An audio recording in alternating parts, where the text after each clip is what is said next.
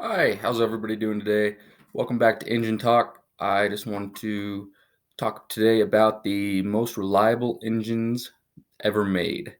These engines aren't going to be new, they're going to be tested, old, and proven.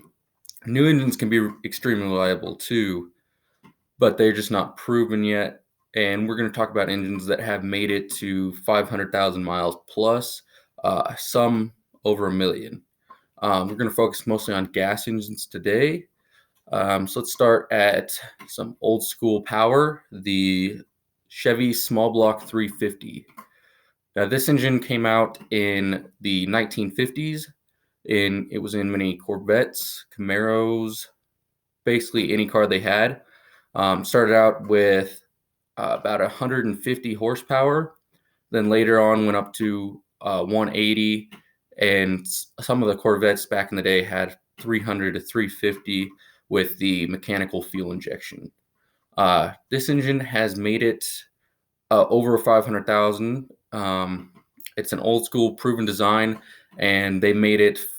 I believe they still sell it today as a crate engine, and they have made that engine for about 40 or 50 years.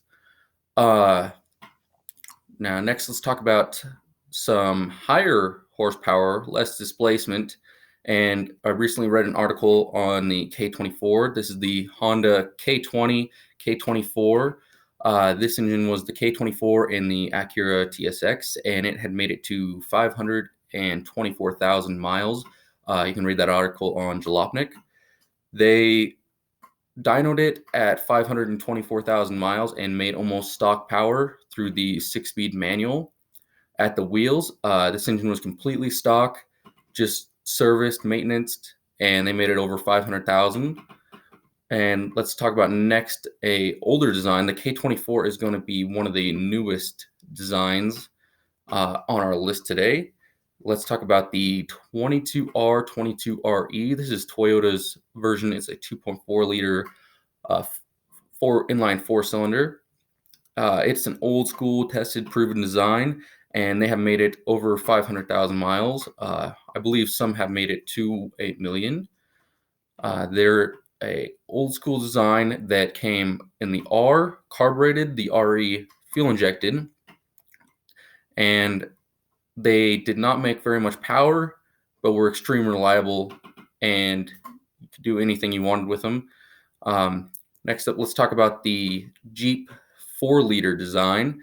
This is an inline 6 4-liter. It was the successor to the 4.2 AMC engine that was in the Eagle, the Gremlin, most of the AMC lineup, and they came out with the 4-liter in 87 to 89, I believe, somewhere in there. And this engine came out fuel injected because the 4.2 was carbureted, and then 4-liter came out pretty much fuel injected. They did not produce very much power, but produced a lot of torque due to the inline nature. They are extremely reliable. I have seen them go over 500,000, extremely cheap, but it's a very heavy engine for what it is. I've seen people turbo them, supercharge them, and last quite a while. And so we can't touch on all the reliable engines without touching on diesels a little bit. So I just want to point out some very reliable engines. I recently saw that there was a Duramax LP5 Duramax, and I believe it was a 2014 Silverado that had 1,124,000 miles, and it had original engine and transmission. And then we'll talk about the 12-valve Cummins, one of the most reliable engines. We are not talking about commercial engines today, only engines that the public has and has gotten to a million or between 500,000 and a million miles. And we'll talk about the most reliable one is the 12-valve Cummins. This engine has been known to go over a million multiple times.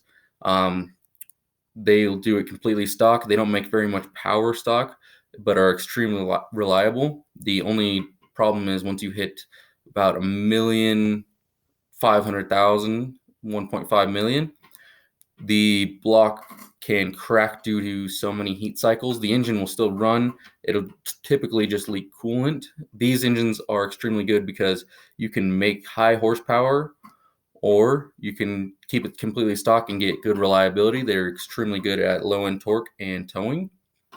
And then we'll talk about the Ford 7.3. This engine, I have not seen a million miles out of that diesel. I have seen 500,000. I know they have electrical problems after about 350,000 or so. So if you have seen one over a million, please leave it down below. Send me a link, something like that. And so what makes these engines so reliable? It's all the engineering behind the engine. It's not just that they threw it together and put it out there and it worked. It's taking an engine and improving upon the design and improving upon the design until it gets so good that it makes good power and has good reliability. So if you talk about the K24, they had the B series in the 90s. They had the B16, 18, and 20. And so you had the B20, which was an extremely reliable design, and it made great power, revved extremely high. Then you come out in 06, 07 with the K20 and the K24, and these engines were in almost anything you could talk about from about 07 to today. They had them in Accords, Civics, all the Acura lineup, the CRVs, almost everything they make. It had automatics, had manuals, had 5-speed manuals, 6-speed manuals. It had everything behind it, and this engine just works. It is over-engineered. They have a cradle design. It doesn't have just main caps. It has a big, thick cradle design, which helps with vibration and strength with having big bearings. It's just a good design. They take the B20, and then you just improve upon it, and it makes good power. It's extremely reliable. And next we'll talk about the small block 350. So like I said, they started out in the 50s with only 150 horsepower and came all the way up to 300, 350, and they just kept improving upon the design. The first designs, you had the 283. They had the small block Chevy class. It goes from 283 cubic inches to 400 cubic inches, and the 350 is going to be the most common. And you started off with a carbureted old school design that didn't make very much power, and you improve upon that, adding fuel injection and better heads, better intake, better cams, stronger parts. And throughout the years, they went up from the 50s, and then the 60s were almost the same, and then you go to the 70s and you might jump up to 180 horsepower in certain cars like the Corvette, possibly the Camaro. And then you go up to like the 90s and you had the tune port injection, and then you came up with the LT1s. So you had throttle body injection, and then you had the tune port injection, which made a little bit more power, and you had the LT1 design, which was very good. And then in the about 99, they changed from the small block 350 over to the LS, which everybody loves today. That's an extremely reliable engine. I haven't seen any hit high mileage numbers. I've seen, I believe, 400,000 on an engine is what I've seen, not stock transmission engine combination in a stock vehicle. If you have seen one, leave it down below. The 350 was a very good torque engine, not very good for high horsepower numbers.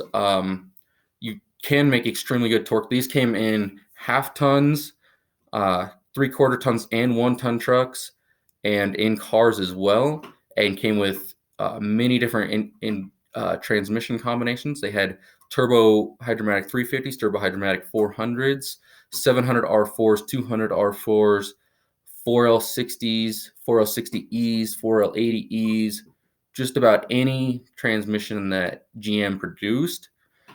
So let's go on to the 22R. This engine came out in the late 70s, early 80s. They had the 20R, and then they came out with the 22R, and then the 22RE. and that design was killed in 94, I believe. And these all came in 4Runners and Toyota pickups. And they made around 150 horsepower. And they were extremely reliable, not the most powerful engines, but extremely reliable. Many people have ran them over 500,000 miles. It's just because of the simple design. So they took the 20R and they said it doesn't make enough power. It's extremely reliable. And that engine was well known to go over 500,000 as well. And then they took that design and they added more displacement and beefed stuff up a little bit more, and were able to make a little bit more power and not sacrifice too much on the fuel economy side. They still got around 25 miles per gallon in the pickups, and it was just a good design overall. You can still find these today fairly cheap. Many people produce them. That's one thing about all these engines we're talking about today, has crazy aftermarket following, because an extremely reliable engine not only lasts a long time, it's extremely strong. And if it's extremely strong, you can also make more power on it just by changing a few parts on it, adding turbos, things like that. And you don't have to pay crazy money to build it. It'll make great power. It will still last a while. It just depends on what you want to do with it. So let's talk about the 4-liter. Now, this is an old school design that I said came from the 4.2 AMC engine. So you took the inline six that was 4.2 liters, and then you turn it into a 4-liter, and you beef some of the parts up on it. And this actually is different from most other engines on this list. Has the exhaust and the intake on the same side of the head. And what that kind of allows you to do is keep one side of the engine is going to be cooler, and you can put spark plugs on it. It makes it easier to work on, to change spark plugs, work on anything on that side of the engine. Take the valve cover off. You can stand on that side of the engine. There's not much there. It also heats up extremely quick due to this. The exhaust is underneath the intake, so the heat rises into the intake and heats it up very fast. These have been known to go 500,000 plus. You can find them at any junkyard. They came in Grand Cherokees, just Cherokees, Comanches, Wranglers, just about anything in the Jeep lineup. I believe they came in some Dodges as well. I'm not sure. If you know, leave it down below. And let's go on to the 12-valve Cummins. So this diesel came in 3/4 ton and 1-ton trucks, and I believe they came out around 88. And the first gen Dodge trucks, the very square boxy one, and then they also had it in the second gen in the 90s. And that was all. It's a 5.9 Cummins is what they call it. It's 12-valve design, meaning it's got 2 valves per cylinder, and it's got 6. And this engine was good because it made very little power. It made, I believe it was 150, 180 horsepower and 350 pound-feet of torque.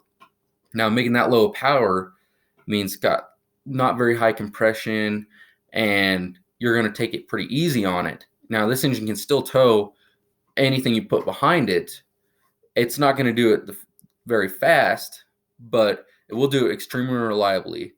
And you had manuals, automatics, any transmission behind this just about, and they just run forever. And like I said, they're extremely strong, which means they're extremely good for making horsepower. So if you build one and you put a compound turbo setup on it, change a few things, some head studs, things like that, then you can make 400, 500, 600 horsepower, depending on what you want to do with it. And it'll still be decently reliable, not as reliable as stock, but decently reliable. And so let's go on to the LP5 Duramax. Now, this engine makes a lot more power than the 12-valve Cummins or the 7.3 diesel. This is a V8 6.6 liter. And what GM did with this is you took, in the early 90s, in the late 90s too, you had the Detroit diesel, the 6.2 and the 6.5 diesels. And a lot of those came non-turbo. And then you go up to the LB7 Duramax, which made a lot more power and was more reliable than the Detroit. and that's just due to like electronic injectors and just better engineering. And so you took the LB7, and then you turn it into LLY and the LML, and you just keep going up from there until you get to the LP5, in which they took the newest GM trucks have the LP5 in there, just upgraded for 2020. Bigger fans, bigger cooling, more power, all that sort of thing. And so the LP5 is the one that I know has hit over 1 million miles on the Duramaxes. The LB7 I know as well has hit over 500,000 miles with minimal issues. Once you hit 500,000, you typically start to have a few issues. Extremely reliable engines. And so let's go into the 7.3. I know that this engine, after about 350,000, starts to have electrical problems. So if you can fix all those electrical problems, you might be able to get a lot more miles out of it. I'm not sure.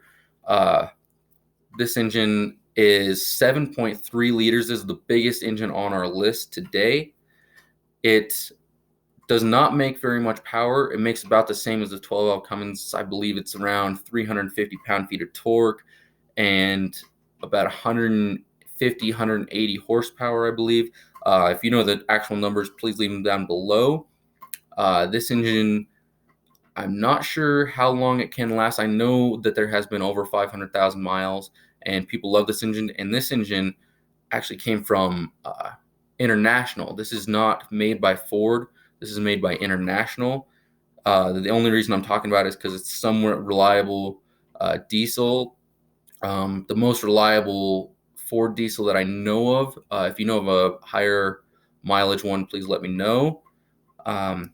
This engine is the most displacement and does not make the most power.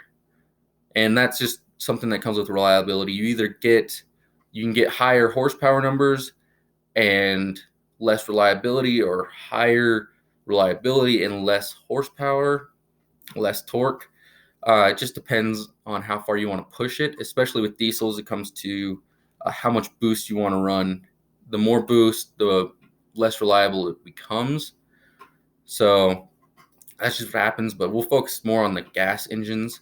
Now let's go back to the K24. Now, this engine is going to be an overhead cam design, full aluminum block, aluminum head design. It's going to have be dual overhead cam. It has a timing chain, and that's just contributes more to the reliability of it. The timing chain, you don't have to mess with. People don't mess up the timing. You can just keep running it, and it just keeps running. And most 4-cylinders or inlines are more reliable than V's, and they usually make more torque. Most 4-cylinders are not known for that much torque. The K24 does make more torque than the K20, but not by very much. It is 2.4 liters. The K20 is 2 liters. Of course, the K20 is going to rev higher, but the K24 is going to make more torque, and it can still rev pretty high. It depends on what you build it for. This is going to be the highest revving engine on the list. And let's compare that to the 22RE, which is also 2.4 liters. So you have 2.4 liter K24 that's overhead cam. Then you have a 2.4 liter overhead cam 22RE. Now this engine makes less power. Of course, now that's just the difference in years. So the 22RE was the early 90s, late 80s, well, all throughout the 80s. And the K24 is going to be 07 and newer. So that just means they changed some of the design parts in there. They changed the cams, make more power, having dual overhead cams, not single cams, better pistons, better bearings, better oil, just more engineering gone into it. Of course, the 22RE did have a successor. They made the 2.4 liters, and all the cars are based off the 22R and RE. It's just a good design. They took that design and then they just kept changing it. Go to aluminum block, aluminum heads, keep it single overhead cam, keep it simple, keep a timing chain, and make more power. And that has been Engine Talk. So Let me know if you like this. Don't forget to like, subscribe, comment down below. Let me know if you've seen any high mileage engines. What's your favorite engine? My favorite engine on this list is probably going to be either the small block Chevy or the K Series. Um, Good power, good reliability, dirt cheap. Um, so don't forget to comment, like, subscribe, ring that bell, um, and we'll see you on the next one. Thanks.